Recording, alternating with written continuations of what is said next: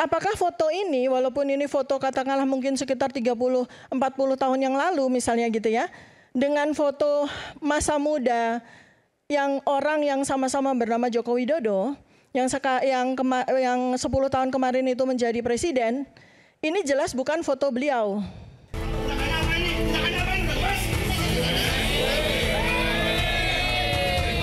Mungkin ada sekitar 4 orang yang kami sudah lengkapi semua dokumen dan bukti-bukti pendukungnya. Roy Suryo merasa dirinya ya bersiap diri. Nggak cuma soal mental, tapi bersiap diri juga bahwa ada konsekuensi hukum. Coba melaporkan mengenai dugaan penghinaan, hasutan, dan juga membuat gaduh. Tergantung pada nanti penyidiknya, yang mana yang pasal yang lebih tepat. Dilaporkan itu inisial RS, terus RSN, terus RF, 1 perempuan, TT. Skripsi, ini pertama kali nih eksklusif nih? Ya, eksklusif. Ini eksklusif. Ini skripsi Pak Jokowi. Ini saya potret sendiri. Tanda tangannya juga beda. Kok bisa kosong tapi lulus itu kan aneh. Joko Widodo itu lulus pada 5 November 1985 sesuai dengan catatan dokumen Fakultas Kehutanan. Dikeluarkan saja kepada masyarakat, ini loh, itu kan ijazah asli saya. Selesai.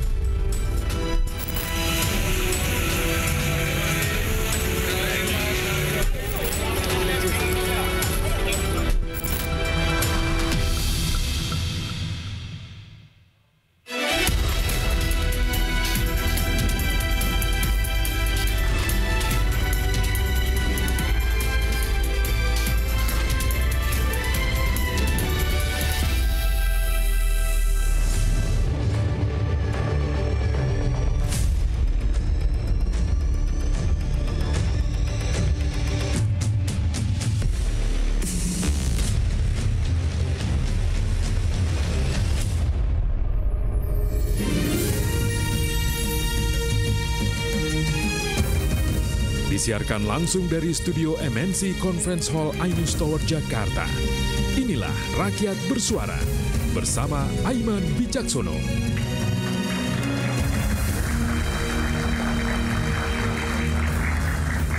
Saya mau ceritakan sedikit. Sebelum hari ini, beberapa hari yang lalu, saya berdiskusi bersama tim Rakyat Bersuara. Saya mengatakan demikian. Kalau 3 terlapor saja yang terkait dengan kasus dugaan ijazah palsu Presiden ke-7 Joko Widodo itu mau hadir di Rakyat Bersuara, maka kita akan menggunakan topik itu di hari Selasa ini. Dan saya memberikan challenge, tantangan kepada mereka, pada tim Rakyat Bersuara. Dan ternyata ketiga terlapor tersebut hadir malam ini lengkap. Ada Pak Rizal Fauzia, ada Pak Rizal Fadila, tapi sudah hadir pekan lalu. Namun hari ini ketiganya hadir dan saya akan panggilkan satu persatu. Ia adalah pakar telematika, Bung Roy Suryo. Selamat malam, Bung Roy. Malam Mas Aiman. Selamat malam, ini pakai pin lagi, nanti kaosnya saya tanyakan belakangan. Oh harus tanyakan, karena tiga-tiganya pakai kaos. Tiga-tiganya pakai kaos ya? Oh iya. Oke, nanti kaosnya apa kita lihat. Kasih. Kemudian, nah ini, eksklusif untuk hadir di televisi. Dr.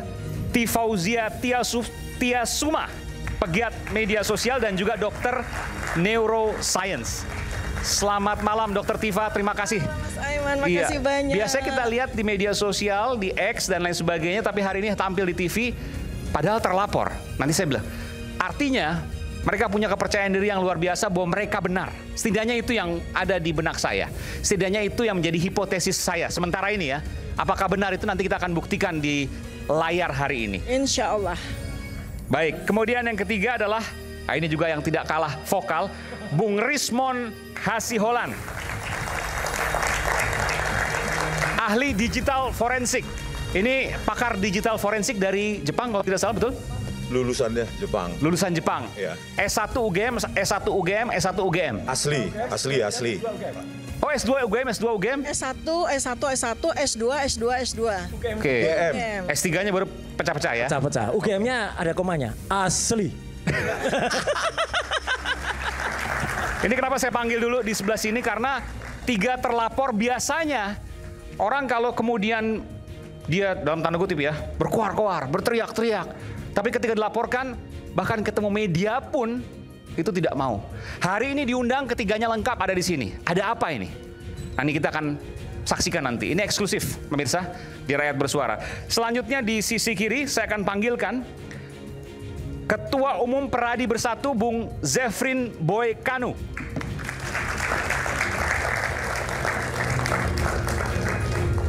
Selamat malam Bung Boy. Malam Bung Oke, Adi. ini bukan UGM nih, Peradi ya. Peradi, ya. Silakan. Ya, makasih. Kayaknya bawa tas isinya bukti-bukti tuh. Ya, bawa tas ya. Bawa tas. Ada bukti-bukti betul? Ya, ada. Oh, ada. Oke. Oke. Kemudian Bung Freddy Alex Damanik, Wakil Ketua Umum Projo. Selamat malam Bung Freddy. Luar biasa. Selamat malam Bung Eda. Kalau ini cukup dari handphone bukti-buktinya ya. Dan yang ketiga adalah ini ada Bung Rusdiansyah, penasihat hukum relawan Jokowi. Selamat malam Bung Rusdi. Selamat malam Aiman. Oke. Saya ke Dr. Tifa dulu. Dr. Tifa, saya pernah membaca tweet Anda. 1 juta% atau 1 miliar% Anda meyakini bahwa ijazah Pak Jokowi palsu. Benar demikian? Bukan itu statement saya. Oke, silakan. Jadi sebenarnya saya kan menggunakan domain saya, ilmu kedokterannya, pertama kali itu. Oke. Jadi Anda tulis apa dulu nih? Anda tulis apa dulu? Yang Anda tulis di X waktu itu ya? Ya, jadi dari persoalan gigi, persoalan hidung, artinya yang saya cermati adalah foto. Oke. Foto pada ijazah yang beredar di internet. Artinya materi riset, materi penelitian saya adalah ijazah yang beredar di internet. Ini yang kita akan tampilkan ya? Ya. Kita akan tampilkan. Ya. Ijazah yang beredar di internet. Yang beredar di internet kan? Karena itu kan satu-satunya materi yang kita semua punya. Oke. Karena kita semua, saya nggak tahu ya dari tim sayap kiri itu, apakah pernah melihat ijazah asli dari Bapak Joko Widodo. Oke, ini yang beredar di internet ya? Ya, ini kan yang beredar di internet tuh. Kalau ini yang beredar di internet, ini adalah ijazah Pak Jokowi, maka Anda katakan 100 miliar persen kalau ini palsu. Adalah ijazah apa ya? Ijazah kita nggak bisa sebut asli atau palsu ya. Oke. Kalau ini adalah ijazah yang diklaim sebagai ijazah Joko Widodo yang menjadi presiden 2014 sampai 2024, maka ini palsu. Dari mana Anda bisa mengatakan palsu? Dari mana saya melihat? Dari foto. Foto, oke. Satu, silakan. dari foto ya. Kemudian yang kedua, ini materi utama saya karena saya sebagai dokter yang memang menekuni anatomi gitu ya. Artinya domain saya di situ. Kemudian yang kedua adalah dari tanggal. Tanggal dia lulus, tanggal 5 November 1985. Oke. Yang menjadikan saya ragu apakah ijazah ini betul-betul asli atau tidak. Ya. Itu kedua, yang ketiga? Ya, itu dulu. Oke, ini yang itu dulu. area saya itu. Karena boleh nggak apa? dielaborasi? Foto kenapa, tanggal kenapa? Ya, kalau foto, kalau dari sisi orang yang mendalami anatomi, seorang dokter itu sudah bisa membedakan. Kami punya keahlian, katakanlah ya, punya keilmuan untuk membedakan apakah foto ini, walaupun ini foto katakanlah mungkin sekitar 30-40 tahun yang lalu misalnya gitu ya, dengan foto masa muda yang orang yang sama-sama bernama Joko Widodo yang 10 tahun kemarin itu menjadi presiden, ini jelas bukan foto beliau. Boleh maju sebentar, Bu? Ya. Jelas bukan foto beliau. Ya. Kalau saya pribadi saya aja agak sulit untuk membedakannya nih. Ya, karena saya kan mata saya dokter kan. Lebih kurus, mungkin lebih tirus, wajar kan? Oke. Jadi kita bisa melihat itu secara anatomi dan morfologi, ya, itu dari 5 perangkat wajah aja. Kita bisa membedakan. Ini nggak usah pakai digital forensik teknologi ya. Artinya dengan face recognition yang sampai di level nanoteknologi, menggunakan mata saja ya, mata seorang dokter ya. Kita dari perangkat wajah ini saja sudah bisa membedakan apakah foto satu dengan foto yang lain. Foto yang kedua yang bisa kita jadikan sebagai komparasi tadi itu orang yang sama atau beda gitu.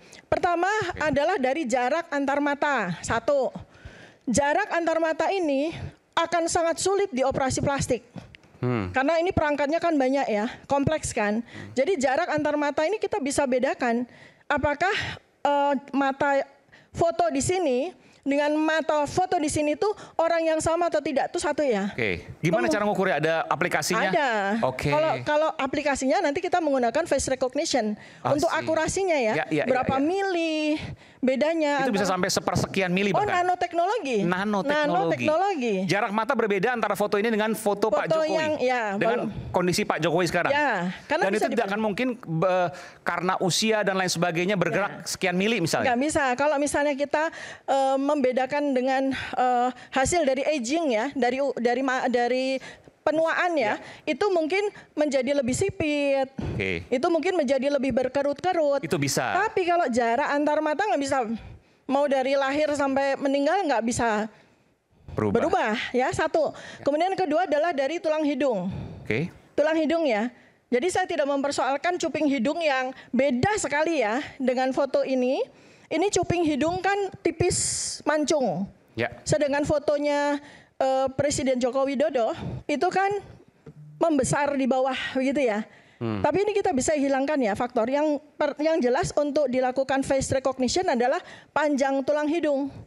Panjang tulang hidung nggak bisa dimanipulasi. Ya. Kemudian yang ketiga adalah gigi geligi, susunan gigi geligi. Gigi geligi, susunan gigi geliginya itu ini nggak kelihatan ya, tapi ada foto lain yang katanya adalah foto Pak Jokowi. Nanti coba kita dampingkan ya, mungkin kita split ya. Ya, foto mahasiswanya kan kelihatan dia sedang tersenyum. Ya. Itu kan giginya sangat rapi ya. Ya. Nah, ini kita langsung. Ya kalau di sini kan giginya nggak kelihatan. Nah, foto yang sekarang aja mungkin, jangan yang foto muda itu ya. Sekarang aja, Ini pada foto yang lain, bukan foto yang ini ya. Iya. Kan giginya kelihatan tuh. Oke. Giginya rapi dan giginya Pak. Jangan foto yang muda, foto yang tadi aja udah benar itu. Ya, ini yang foto mahasiswa. Ada ya foto mahasiswa ya. Yang dia lagi tersenyum di ruang kelas ya, yang diklaim bahwa itu adalah foto Jokowi Dodo waktu mahasiswa ya. Bukan yang ini. itu. Tapi saya mau tanya, sebentar ini dulu. Itu deh gigi dulu ya, kan 3 ya, gigi. Giginya Pak Jokowi itu kan kita kenal sekali karena beliau sering sekali tertawa dan tersenyum kan. Giginya beliau itu kan tidak rapi gitu. Ada yang gingsul dan sebagainya, dan mohon maaf ya, bentuk gusinya juga beda. Karena kalau beliau itu tersenyum atau tertawa itu gusinya kelihatan. Artinya struktur giginya udah jelas beda. Kemudian dagu ya, 4 dagu. Dagunya Pak Jokowi itu kotak di bawah. Sedangkan dagunya Jokowi Dodo waktu mahasiswa, foto itu. Foto ijazah yang beredar. Foto ijazah. Ini kan runcing di bawah. Ini bukan daging, tapi yang saya lihat adalah tulangnya. Tulangnya jelas beda, ya. Kalau dagu sekarang bisa banyak operasi, tapi Pak Jokowi saya kira nggak operasi. Enggak, operasinya kan dari daging yang dioperasi. Daging yang dioperasi yang membuat kita kelihatan tirus atau kelihatan runcing itu ya. Tapi tidak operasi sampai ke rahang kan. Ini yang saya bicara adalah soal rahang bawah ini loh. Itu kan kotak ya. Sebelah sini ya? Ya, ini kan kotak nih. Kan kotak nih. Iya. Sedangkan di sini runcing dia. Ini yang saya bicarakan runcing itu bukan dagingnya, tapi tulang. Kemudian yang kelima adalah telinga. Ya.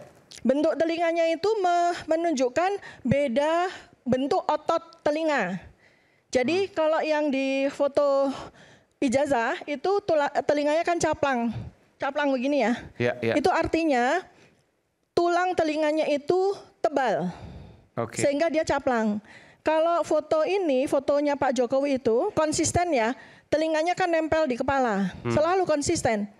Kenapa? Karena tulangnya lebih lembek ya. Tulang lebih lembek itu dia akan nempel di kepala. Nah, jadi dari 5 itu, kita dengan mata kita aja, nggak usah pakai face recognition, nggak pakai mikroskopis, itu kita sudah bisa membedakan bahwa 2 foto ini adalah 2 foto orang yang berbeda. Sebelumnya disebutkan bahwa foto itu adalah fotonya Pak Dumatno. Ini belakangan ya, setelah dilakukan ELA kemudian face recognition oleh ahlinya ya. Saya bukan ahli di situ. Tapi Anda tidak mengecek apakah fotonya itu identik dengan Saya mengecek, tetapi dengan bantuan ahli ya, dengan bantuan alat ya. Dan benar? Benar. Hasilnya adalah foto, nanti kita tampilkan Pak Dumatno nih ya. Tadi ya, ada, Dumatno ya. Ini foto Pak Dumatno ya. Nah, sekarang kalau foto Pak ini namanya bukan yang ini. Nah, ini. Ini walaupun ini adalah keponakan Pak Jokowi. Sepupu. Ya, sepupunya. Oh, sepupu, oke. Sepupu ya. Jadi Pak Dumatno Budi Utomo ini ya, kalau kita lihat dari perbandingan 5 aspek dari wajah secara anatomis, kita bicara anatomis bukan bicara daging yang kita lihat ya, tapi tulang ya, itu identik. Foto ini, walaupun ini fotonya muda dan ini fotonya lebih tua, tetapi jarak antar mata yang saya sebut tadi itu identik. Kemudian panjang hidung dan bentuk hidung yang menunjukkan bentuk hidung, ya itu identik. Kemudian susunan giginya itu juga identik, ya walaupun mungkin beliau sekarang banyak ompong gitu ya. Ya, kemudian bibirnya juga identik, sama-sama tebalnya. Kalau bibirnya Bapak Joko Widodo kan tidak setebal ini ya. Ya, kemudian dari situ, dari struktur antara gigi dengan bibir dengan rahang, itu yang kemudian akan membentuk sebuah pattern atau pola orang tuh tersenyum atau orang itu tertawa, itu akan menjadikan wajah itu tercetak, ya, dan itu nggak akan bisa hilang, ya, nggak akan bisa lihat ya, garis bibirnya itu kan turun tapi ke saya bawah. harus fair juga, Dokter Tifa. Saya nanti minta data dari sini ya, bahwa foto yang di sebelah kanan ini itu sering digunakan untuk yang lain kan? Saya minta data, ada foto pernikahan misalnya, atau foto yang lain. Punya data mungkin, Pak Zefrin? Silakan. Bukan, foto ini kan foto yang mirip seperti ini kan digunakan pada waktu foto pernikahan. Nanti ya, ada nggak? Ya kalau nggak punya data, nggak usah dipaksa, Mas. Berarti nggak ada data. Bukan nggak ada data. Konten kami adalah dugaan penghasutan. Ya, di mana penghasutannya? Nah itu kan kalau Aiman ingin bertanya kepada kami kan. Jadi terima kasih. Pertama kepada para terduga pelaku ini, kami telah secara resmi klien kami melaporkan di Polres Jakarta Pusat. Dan sudah diterima ya? Sudah diterima secara resmi, Pro Justisia ya. Nah, jadi apa yang disampaikan oleh Bu Dr. Tifa tadi, seandainya termasuk yang terduga terlapor, ya silakan ya nanti sampaikan keahlian itu di hadapan penyidik. Jadi terang peristiwanya. Jadi bagi kami sebagai pelapor, ya saya mewakili klien saya dalam. Kliennya siapa? Klien saya Andi Kurniawan. Siapa itu?